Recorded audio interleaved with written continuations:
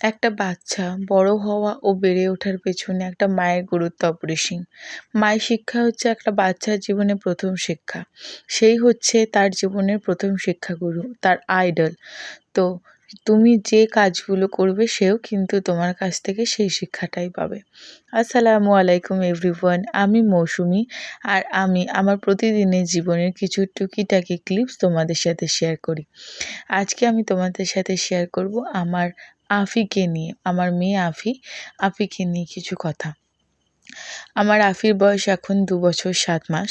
ও যখন ১ বছর হয়ে গেছিল, তার আগে থেকেও আমি ওকে কিছু কিছু জিনিস শেখাতে শুরু করি। আমি ওকে বলতাম, ও চুপচাপ শুনতো। এইভাবে আস্তে আস্তে বলতে আর শুনতে শুনতে কখন জানি না ও সব কিছু আয়ত্ত করে নিতে পেরেছে। পড়াশোনার দিক থেকেও সব কিছুর দিক থেকেও। আমি ওকে প্রথম থেকেই শিখিয়েছি সবাইকে আপনি বলে কথা বলা।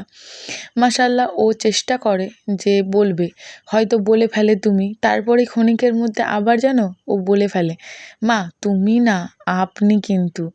তখন কথাটা শুনে মনে হয় যে আমি আমার বাচ্চাকে একটা ভালো শিক্ষা দিতে পারছি।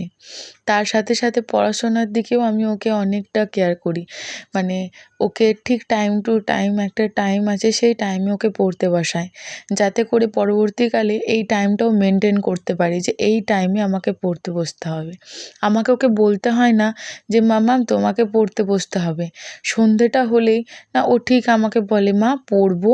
এই কথাটাও এখন বলতে শিখেছে যে মা আমি পড়বো। এইটাতেই আমি খুব খুশি যে আমি আমার বাচ্চাকে একটা ঠিকঠাক পরিবেশ মেনটেন করে ওকে একটা একটা সুন্দর জীবন দিতে পারছি। তো আমি চেষ্টা করব যেন ওকে এরকমভাবে রাখতে পারি।